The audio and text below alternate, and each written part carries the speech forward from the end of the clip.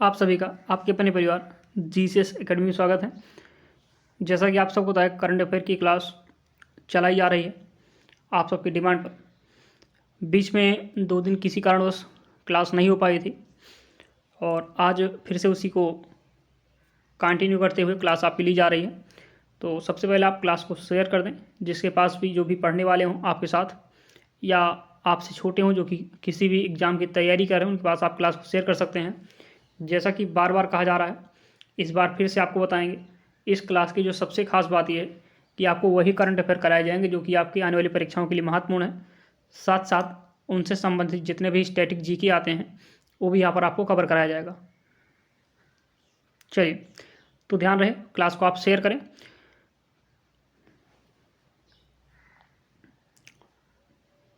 उम्मीद करते हैं आपने क्लास को शेयर कर दिया होगा और साथ साथ एक आप कॉपी और पेन लेकर बैठिएगा। जितने भी क्वेश्चन आपको वहाँ पर कराए जाते हैं, हर क्वेश्चन को आप नोट करते रहें, जिससे दोबारा आपको रिवीजन करने में दुविधा ना हो। हम आपसे बार बार कहते हैं, एक फार्मूले को आप अपना लीजिए। आपको जीवन में सफल होने से कोई नहीं रोक सकता है। आर, आर और आर। जैसा कि कई बार आपसे बताया जा चुका है, रीड, एक बार चीज़ों को पढ़ें, रिवीजन एंड रिवीजन, एक बार पढ़ें, कम से कम 2 बार उसका रिवीजन करें। यदि आप ऐसा करते हैं या ऐसा आप कर लेते हैं तो आपको सफल होने से कोई नहीं रोक सकता, क्योंकि आपकी चीज़ें हमेशा बेहतर तरीके से बेहतर होती जाएंगी। तो इस बात का ध्यान रहे। इसी के साथ क्लास को आगे बढ़ाते हैं। ध्यान रहे, आपसे क्वेश्चन पूछा गया है, भारतीय वायुसेना द्वारा आयोजित अभ्यास डेजर्ट नाइट, अभ्यास का नाम क्या है? Desert night. आपको पता होगा डेजर्ट का मतलब क्या होता है? रेगिस्तान होता है। डेजर्ट में क्या होता है? रेगिस्तान। और यहाँ जो भी आपका अभ्यास है किससे जुड़ा हुआ है? रेगिस्तान से जुड़ा हुआ है। अभ्यास का नाम पूरा क्या है? डेजर्ट नाइट में किन 2 अन्य देशों ने भाग लिया है? जल्दी से आप इसका आंसर दें। भारतीय वायुसेना द्वारा आयोजित अभ्यास डेजर्ट नाइट में किन 2 अन्य देशों ने भाग लिया है? ऑप्शन दिया गया अमेरिका, जापान, फ्रांस और संयुक्त अरब अमीरात कह सकते हैं। इसको आप पूरा लिख लीजिएगा। अब इसको UAE के रूप में लिख लीजिएगा। ऑप्शन नंबर सेकंड में, यानी यूनाइटेड अरब एमिरेट्स कहा जाता है इसे, संयुक्त अरब अमीरात, जापान और इंडोनेशिया, ऑस्ट्रेलिया और पाकिस्तान। जल्दी इसका आंसर दीजिए। तो ध्यान रखिएगा, इसका सही आंसर क्या हो जाएगा? फ्रांस और संयुक्त अरब अमीरात, यानी कि ऑप्शन नंबर सेकंड आपका सही हो जाएगा। लगा लीजिएगा, फ्रांस और UAE। ध्यान रखिएगा, इसके क्षेत्र में क्या है? डेजर्ट है, इसलिए डेजर्ट से संबंधित इसको आप रिलेट कर सकते हैं, UAE और डेजर्ट नाइट। साथ साथ में कौन है? फ्रांस है। तो 3 देशों के बीच में वायुसेना का अभ्यास होता है। एक भारत की वायुसेना होती है, साथ साथ फ्रांस की वायुसेना होती है और UAE यानी कि संयुक्त अरब अमीरात की वायुसेना मिलकर इस अभ्यास को करती हैं। इसके पहले भी आपको कुछ युद्धाभ्यास कराए जा चुके हैं। आप जल्दी से इसका आंसर दे दीजिएगा। तो ध्यान रहे, आपको कराया गया था खंजर, अगर आपको याद हो तो एक बार रिपीट कर दें। खंजर कराया गया था भारत और किर्गिस्तान, किसके बीच में? हाल ही में खंजर नामक युद्धाभ्यास हुआ है भारत और किर्गिस्तान के बीच में। वज्र प्रहार की बात कर लें, वज्र प्रहार भारत और अमेरिका के बीच में हुआ है। गरुण शक्ति की बात कर लें, भारत और इंडोनेशिया के बीच में हुआ है। मालाबार की बात कर लें, भारत, अमेरिका, जापान और ऑस्ट्रेलिया। आपको याद होगा, आपको बताया गया था कि शुरुआत भारत, अमेरिका और जापान ने मिलकर की थी मालाबार युद्धाभ्यास की। बाद में ऑस्ट्रेलिया इसमें सम्मिलित हो गया था। इस प्रकार से वर्तमान में 4 देश है मालाबार युद्धाभ्यास में, ये आपको करवाया जा चुका है। उम्मीद करते हैं चीज़ों को आप बेहतर समझे होंगे। आगे बढ़ते हैं थोड़ा सा, आप एक बार इसको देख सकते हैं। जैसे कि बताया गया, आप देख लीजिए, खंजर की बात कर लें तो भारत और किर्गिस्तान, यहाँ थोड़ा इसको सुधार लीजिएगा, यहाँ पाकिस्तान ना होकर के यहाँ पर क्या हो जाएगा? किर्गिस्तान हो जाएगा। इसको आप सही कर लीजिएगा, ये हो जाएगा आपका किर्गिस्तान। ये आपको करंट अफेयर के माध्यम, क्वेश्चन के माध्यम से आपको करवाया भी जा चुका है। आगे चर्चा कर लें, वज्र प्रहार की बात कर लें तो भारत और अमेरिका वज्र प्रहार। आगे चर्चा कर लें गरुण शक्ति की तो भारत और इंडोनेशिया। मालाबार की बात कर लें तो आपसे पहले बताया गया कि भारत, अमेरिका, जापान, इन 3 देशों ने मिलकर के मालाबार युद्धाभ्यास को शुरू किया था, लेकिन बाद में ऑस्ट्रेलिया भी क्या हुआ? इसमें जुड़ गया।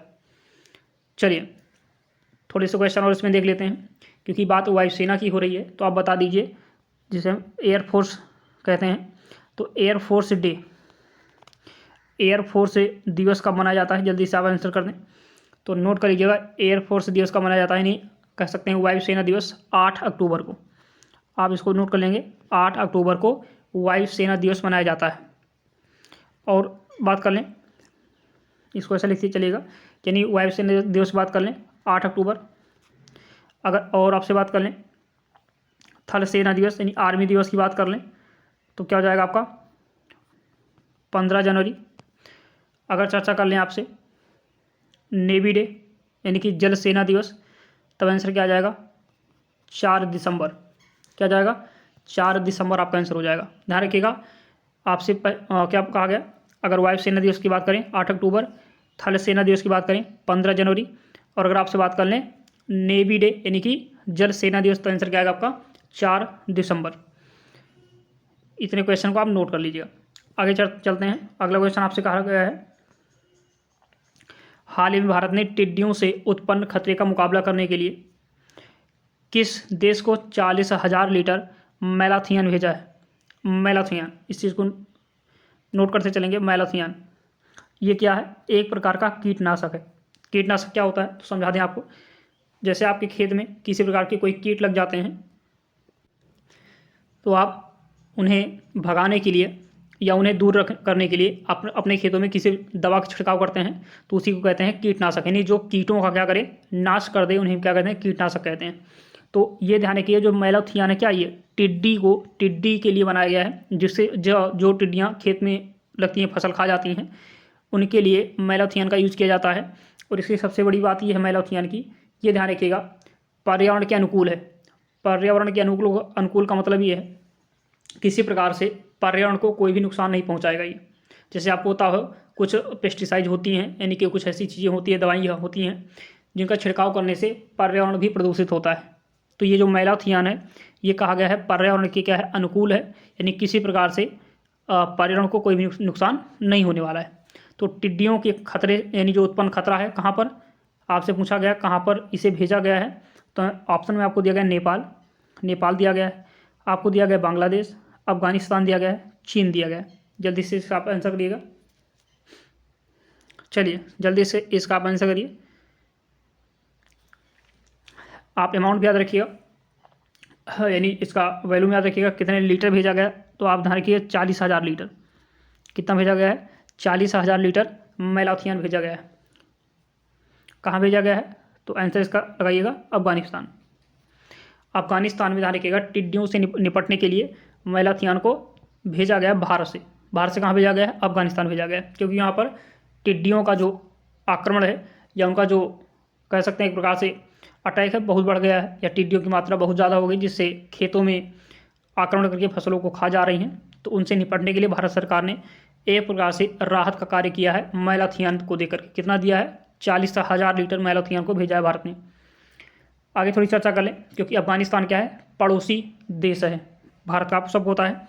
तो जल्दी से आप बता दीजिए भारत के कितने पड़ोसी देश हैं? पड़ोसी देशों की संख्या कितनी है भारत की? जल्दी से आप इसका आंसर दीजिए। तो नोट कर लेंगे, पड़ोसी देश की बात कर लें तो कितने आपको मिल जाएंगे, नोट करिएगा। पहला आप नोट कर सकते हैं पाकिस्तान। पाकिस्तान अगर आप ऐसे भारत को दिखाना चाहें ऐसे दिखा सकते हैं। यहाँ आपका पाकिस्तान पड़ जाएगा, इसी के जस्ट ऊपर अफगानिस्तान पड़ेगा, यहाँ आपका चाइना पड़ जाएगा पूरा, यहाँ नेपाल पड़ेगा, यहीं पर भूटान पड़ेगा, यहाँ म्यांमार पड़ जाएगा, और यहाँ बांग्लादेश पड़ जाएगा, और इस साइड जस्ट नीचे आप देख सकते हैं श्रीलंका। इसे देख सकते हैं श्रीलंका को इससे लिख दिया गया, आप समझ लीजिएगा। यानी पाकिस्तान, अफगानिस्तान, चाइना, नेपाल, भूटान और म्यांमार, यहाँ बांग्लादेश, और आपका क्या हो जाएगा, श्रीलंका हो जाएगा। तो आप देख सकते हैं 1 2 3 4 5 6 7 और 1 8 देश आपको मिलेंगे जो कि भारत के क्या हैं, पड़ोसी हैं। इसमें थोड़ी चर्चा कर लें। आपसे क्वेश्चन बनता है कि सर्वाधिक यानी भारत की सीमा से सर्वाधिक सीमा साझा करने वाला देश कौन सा है। ये आपसे क्वेश्चन बनता है कि सबसे कम सीमा साझा करने वाला देश कौन सा है, यानी ऐसा देश जिसकी सीमा भारत से बहुत कम लगती है या सबसे छोटी सीमा लगती है। और दूसरा पूछता है कि सबसे अधिक सीमा किसकी लगती है। तो ध्यान रखिएगा, सबसे कम पूछें तो अफगानिस्तान की सीमा सबसे कम लगती है। अगर आपके मन में प्रश्न उठ रहा हो कितना लगती है, तो नोट कर लेंगे 106 किलोमीटर। मात्र 106 किलोमीटर की सीमा भारत से लगती है अफगानिस्तान की। सबसे अधिक किसकी लगती है? तो बांग्लादेश की। पूछा जाए कितनी लगती है बांग्लादेश की सीमा, तो ध्यान रखिएगा 4096 किलोमीटर। 4096 किलोमीटर किसकी सीमा लगती है? बांग्लादेश की, जो कि सबसे अधिक है। और सबसे कम किसकी है? तो अफगानिस्तान की है, 106 किलोमीटर मात्र। क्लियर है? कोई समस्या बताइए। आगे बढ़ते हैं। आप देख सकते हैं वही चीज़ आपको यहाँ पर बताया गया है कि बैलोथियन क्या है।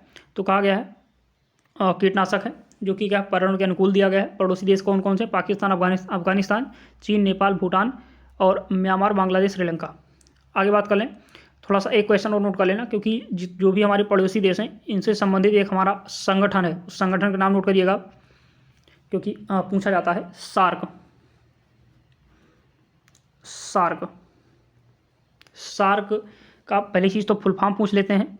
तो फुल फॉर्म इसका नोट कर लीजिएगा। एस से हो जाएगा south Asian association for regional cooperation. एक बार ध्यान से सुन के इसको नोट कर लीजिएगा। सार्क का फुल फॉर्म क्या हो जाएगा? तो साउथ एशियन एसोसिएशन। कहीं तो इसको लिख दें यहाँ पर, आप इसको समझिएगा ऐसे, इसको यहाँ पर लिख दिया जा रहा है साउथ एशियन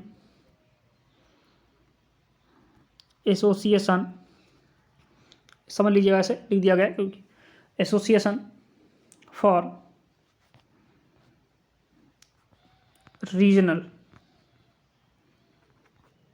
रीजनल कोऑपरेशन।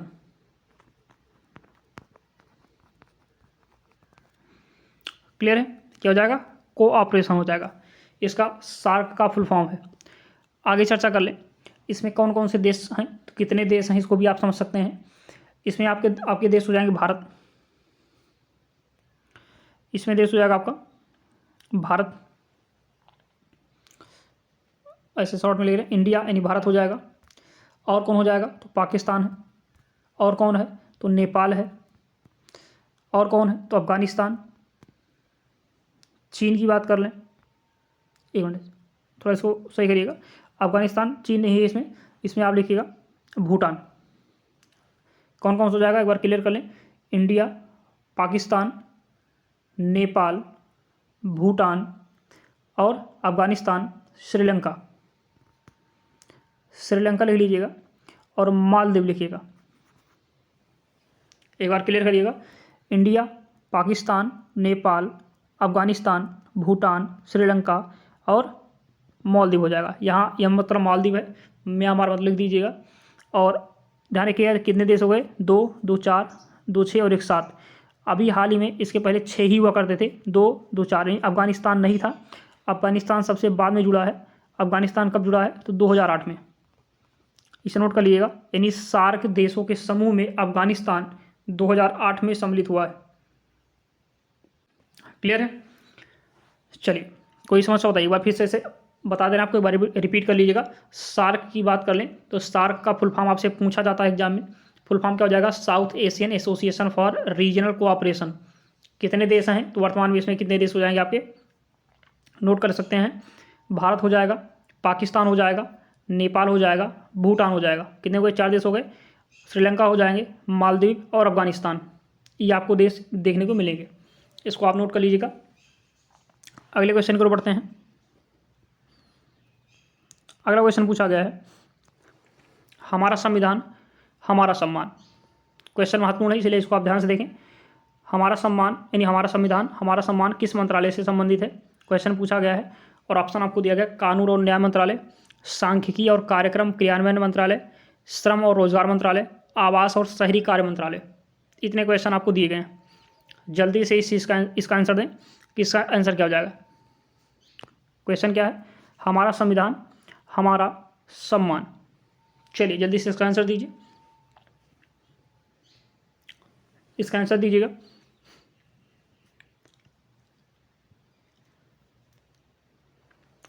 चलिए तो इसका आंसर आप नोट कर लीजिएगा। इसका सही आंसर क्या हो जाएगा? इसका आंसर हो जाएगा कानून और न्याय मंत्रालय। क्या हो जाएगा?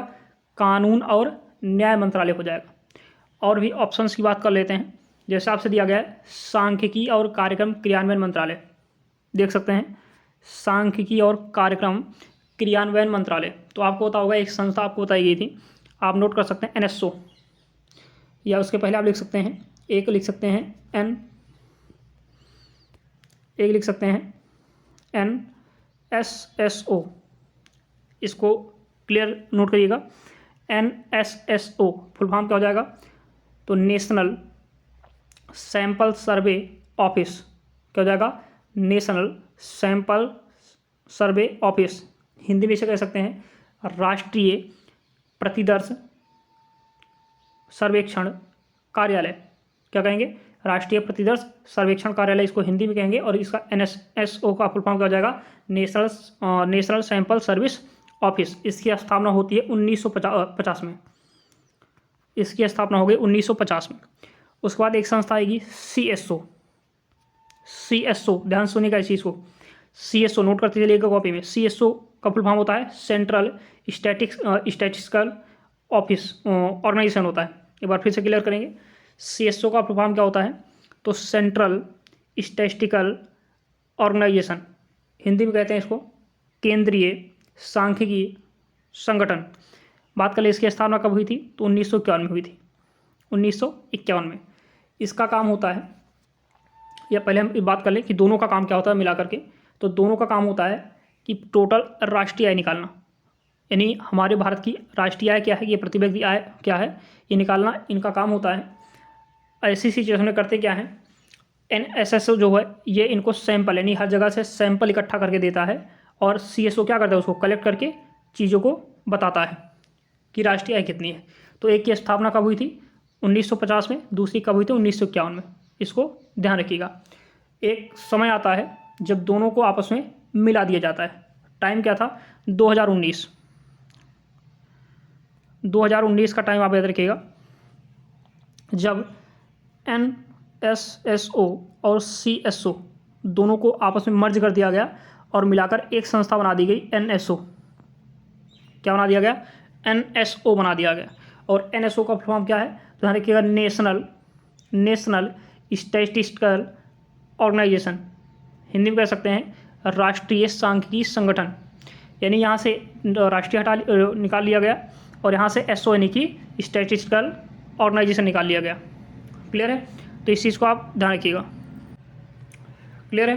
तो NSO की स्थापना पूछा जाए, फिर इसको बताया जाएगा अगर NSSO और प्लस CSO को मर्ज कब किया गया या आपस में विलय कब कर दिया गया, तो आंसर क्या आएगा आपका? 2019 में किया गया और एक नई संस्था बनाई NSO के नाम से। ध्यान रखिएगा। आपसे क्वेश्चन अगर पूछा जाए कि पहली बार राष्ट्रीय आय की गणना किसने की, तो आंसर आप नोट कर लेंगे दादा भाई नौरोजी। पहली बार राष्ट्रीय आय की गणना किसने की थी? तो दादा भाई नौरोजी ने की थी। और दादा भाई नौरोजी को हम कहते क्या हैं? तो the grand old man of India. क्या कहते हैं? The grand old man of India, यानी कि सबसे वृद्ध व्यक्ति कहते हैं कहाँ के? भारत के। आगे चर्चा कर लें। दादा भाई नौरोजी से संबंधित थोड़ा ध्यान रखिएगा। इन्होंने यानी कांग्रेस का अधिवेशन जो हुआ था कलकत्ता में 1886 में, ध्यान रखिएगा 1885 में कलकत्ता कांग्रेस की स्थापना होती है और 1886 यानी जस्ट अगले ही वर्ष दादा भाई नौरोजी ने कलकत्ता अधिवेशन की थी, अध्यक्षता की थी। अगर बात करें अधिवेशन से एक दो क्वेश्चन और याद रखिएगा। 1896 क्या याद रखेंगे? 1896 की क्या खास बात थी? तो पहली चीज़ अधिवेशन कलकत्ता में ही हुआ था और अध्यक्षता की थी रहीमतुल्लाह सयानी ने। इसकी खास बात ये थी कि पहली बार राष्ट्रीय गीत क्या था आपका? आप जल्दी से कमेंट करेंगे। राष्ट्रीय गीत को पहली बार कब गाया गया था? 1896 में। क्वेश्चन डायरेक्टली पूछा जाता है कि राष्ट्रीय गीत पहली बार कब गाया गया था, तो आंसर क्या आएगा आपका? 1896 में। अगर पूछा जाए कहाँ गाया गया था, तो कलकत्ता में। या पूछा जाए कांग्रेस के किस अधिवेशन में गाया गया था, तो आंसर क्या आएगा आपका? कलकत्ता अधिवेशन 1896 में। क्लियर है? आगे चर्चा कर लें। राष्ट्रीय गीत आप ध्यान रखिए वंदे मातरम आपका है। और इसी जैसा ध्यान रखिएगा, थोड़ा सा और याद रखेंगे, कलकत्ता में ही एक अधिवेशन हुआ था 1911 में। उस अधिवेशन के अंतर्गत या उसके जो अध्यक्ष थे वो थे बिशन नारायण धर। कौन थे? बिशन नारायण धर। इसकी खास बात ये थी कि यहाँ पर राष्ट्रगान गाया गया था। ध्यान रखिएगा कलकत्ता में ही दोनों अधिवेशन हुए थे, जब राष्ट्रगीत को गाया गया था पहली बार और जब पहली बार राष्ट्रगान को गाया गया था। जब पहली बार राष्ट्रगीत को गाया गया था उस समय अध्यक्ष थे रहीमतुल्लाह सयानी, और जब पहली बार राष्ट्रगान को गाया गया था उस समय अध्यक्ष थे बिशन नारायण धर। इस चीज़ को आप नोट करते रहेंगे। क्लियर है? और अगर आपसे पूछ लिया जाए कि 1885 में कांग्रेस की स्थापना किसने की थी, तो आंसर क्या आएगा आपका? A.O. ह्यूम। आप कांग्रेस को भली बात जानते होंगे, तो आगे इसके बारे में ज़्यादा बताने की आवश्यकता नहीं है। क्लियर है? चलिए, जैसा कि आपको दिख रहा है, बताया गया, आप देख सकते हैं CSO की स्थापना कब हुई? 1951 में हुई। सेंट्रल स्टैटिस्टिकल ऑर्गेनाइजेशन का फुल फॉर्म होता है, इसे हिंदी में क्या कहते हैं? केंद्रीय सांख्यिकी संगठन।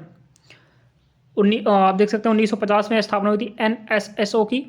इसका फुल फॉर्म क्या है? तो national sample survey office, Hindi में कहते हैं इसको राष्ट्रीय प्रतिदर्श सर्वेक्षण कार्यालय। आगे ध्यान रखिएगा, बताया गया आपको दोनों का विलय हुआ, NSO के नाम से बनाया गया। फुल फॉर्म क्या था इसका? National statistical organisation.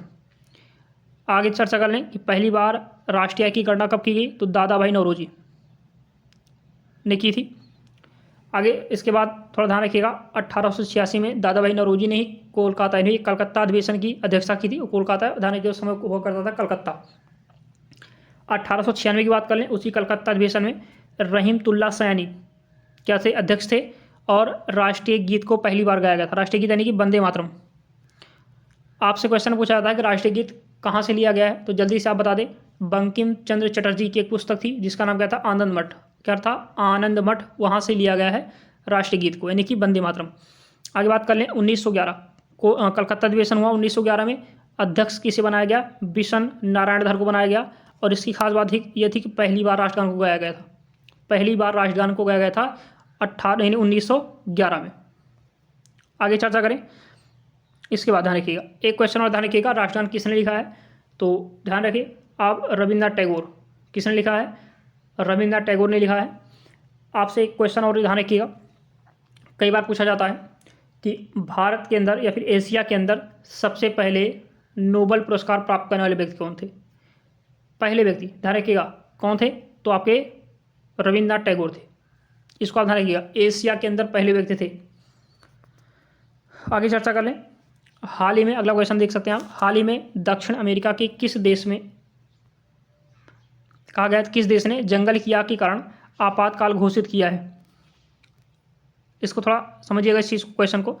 कहा गया है हाल ही में दक्षिण अमेरिका के किस देश ने, दक्षिण अमेरिका आपको पता है नीचे वाले जो देश है, दक्षिण अमेरिका महाद्वीप है, उसके किस देश ने कहा गया है जंगल में आग लगने के कारण से आपातकाल घोषित कर दिया है? ऑप्शन दिया गया कोलंबिया, ब्राज़ील, अर्जेंटीना, पेरू। जल्दी से बता दें आंसर क्या हो जाएगा इसका। तो ध्यान रखिएगा, इसका आंसर हो जाएगा आपका कोलंबिया। क्या हो जाएगा? इसका आंसर हो जाएगा कोलंबिया। कोलंबिया ने, ध्यान रखिएगा, जंगल में आग लगने की वजह से अभी हाल ही में क्या कर दिया है?